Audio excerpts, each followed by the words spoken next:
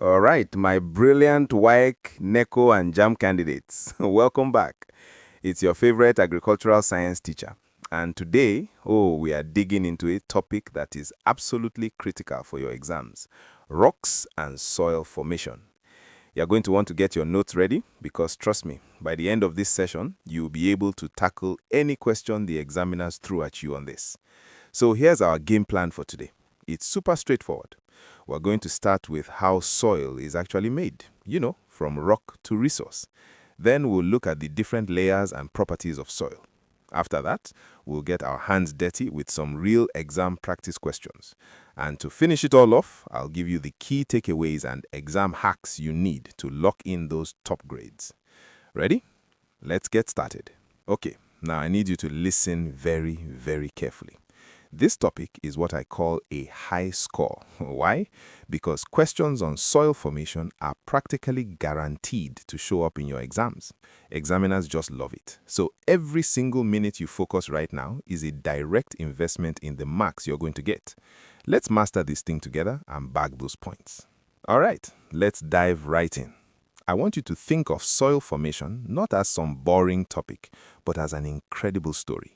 It's a journey of how massive, solid rock transforms over thousands of years into the rich, fertile soil that feeds all of us here in Nigeria.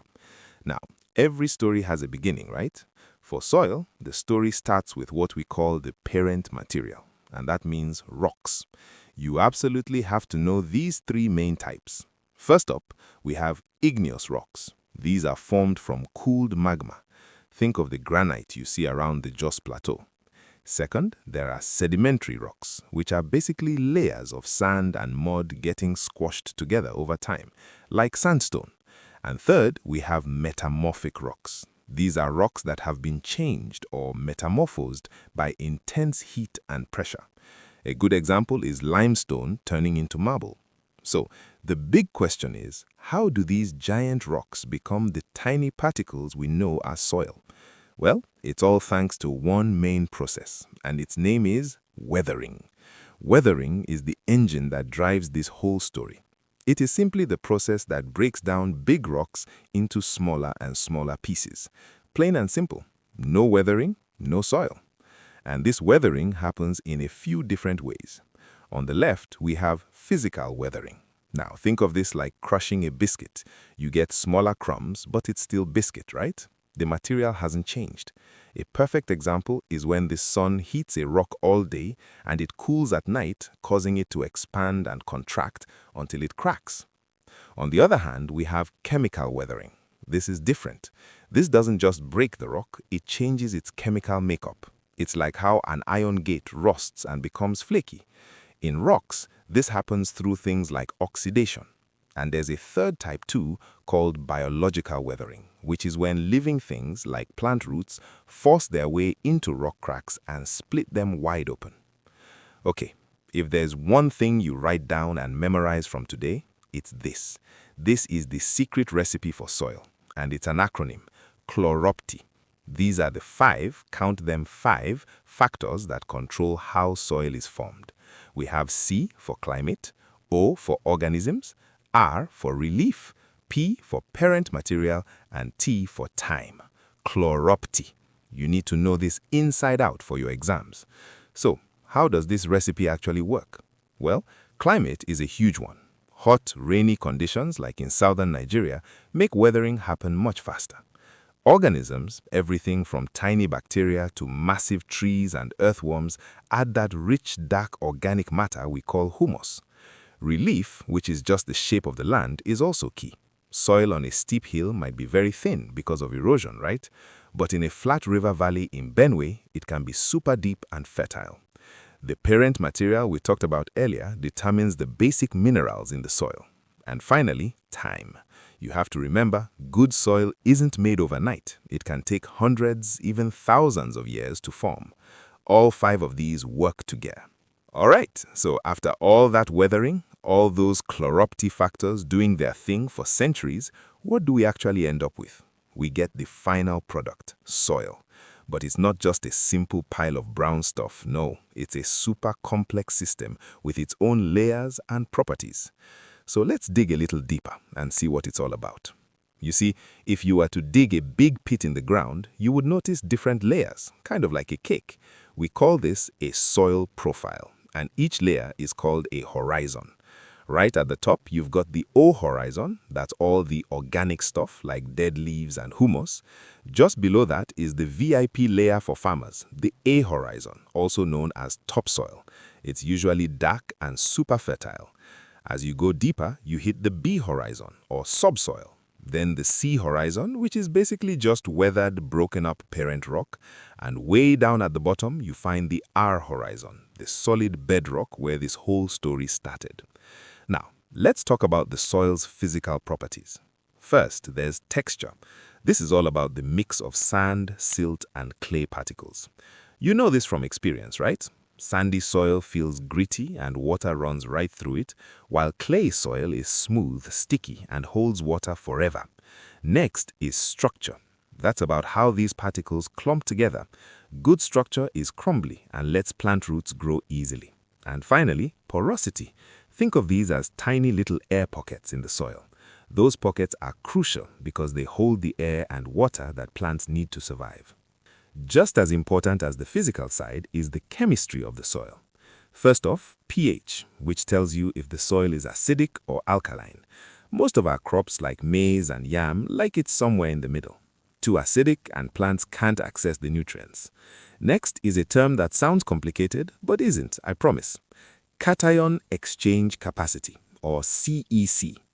All you need to know is that it's the soil's ability to hold on to nutrients, like a magnet for plant food. Higher CEC is better.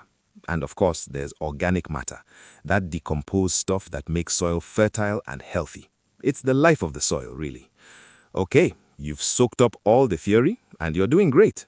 But now, it's time to put that knowledge to the test. This is where we see what you've really learned. You have everything you need to solve these. Let's tackle some real exam questions. All right, here's our first one, a classic type of question. The alternate heating and cooling of rocks result in?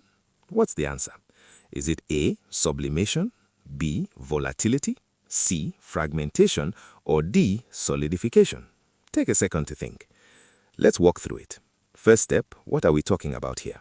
Heating and cooling. That's a type of physical weathering, right? Step 2, what does physical weathering do? It breaks big things into smaller pieces or fragments. So the result is fragmentation. The correct answer is C. See? Simple marks for you to grab. Let's try question 2. Soil texture is described as is it A, the distribution of the different sizes of soil particles, or B, the arrangement of soil particles in a soil sample? Think back to what we just covered. So, let's break this one down. The key word here is texture. We define texture as the proportion of sand, silt, and clay, and those are all different particle sizes, right? So that perfectly matches option A. Option B, which talks about the arrangement, is describing soil structure, not texture. It's a common trick question, so the correct answer is A. And our final practice question for today. Which of the following is not a factor of soil formation? Your options are parent material, climate, time, and land conservation. This should be a really quick one if you remember our little magic word. And this, my students, is why I told you to memorize chloropty. Let's say it again. Climate, organisms, relief, parent material, time. Now, look at the options. Is land conservation in our list? Nope. That's a soil management practice, not a formation factor. So the correct answer is D. See how powerful that little mnemonic is? Free marks. Fantastic job. You've gone through the theory, you've smashed the practice questions. Now let's just lock in the most important points so they're fresh in your mind for exam day. Okay, quick recap. For weathering, you must know the 3 types: physical, chemical, and biological. For soil formation, it's all about those 5 chloropty factors. For the soil profile, be able to name the main horizons, especially O, A, and B. And for soil texture, just remember it's the mix of sand, silt, and clay. That's the core of it right there. Now, I have my final exam hacks for you on this topic. Number 1, master Clear PRT. I can't say it enough. It will answer so many questions for you. Number 2, be crystal clear on the difference between physical weathering, breaking, and chemical, changing. Number 3, practice looking at diagrams of the soil profile and identifying the horizons. And a final simple tip: darker soils usually mean more organic matter, which means more fertile. It's a good rule of thumb. You have done an absolutely amazing job today. This topic is no longer a mystery.